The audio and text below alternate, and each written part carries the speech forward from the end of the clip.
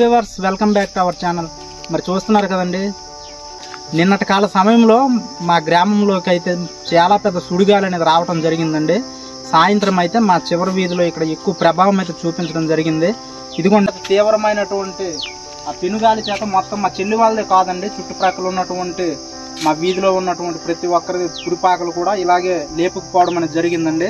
పెద్ద పెద్ద రేకులు, ఈ ఐరన్ సామాన్లు కూడా గాలి అనేది నెట్టివేయడం జరిగింది. అంతేకాదండి, నేను అక్కడ మీకు చూపిస్తున్నాను కదండి, ఆ స్తంభం కూడా విరిగిపోవడం జరిగింది. రీసెంట్గా కొత్త స్తంభాన్ని అయితే వేయడం జరిగింది. దాన్ని కూడా మీరు అక్కడ స్క్రీన్ మీద చూడొచ్చు.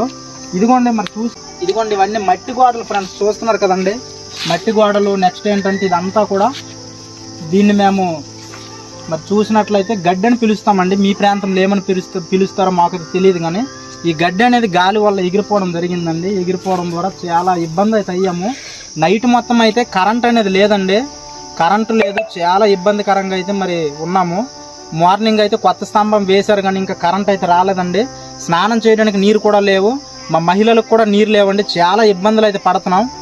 ఈరోజు మరి నిజం చెప్పాలంటే చాలా ప్రాణాలు అయితే కోల్పోవలసిందండి. నిన్న ఎస్టర్డే అయితే చాలా పెద్ద ప్రమాదం అయితే తప్పింది.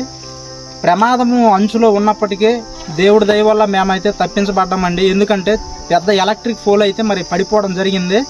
దగ్గరలో మరి ఎవరు లేకపోవడం ద్వారా సేఫ్గా అయితే ఉన్నామండి.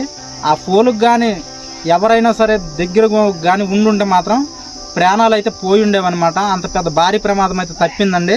మీరు ఇక్కడ విజువల్స్లో ఇప్పుడు నేను చూపిస్తున్నది మీరు చూడొచ్చండి.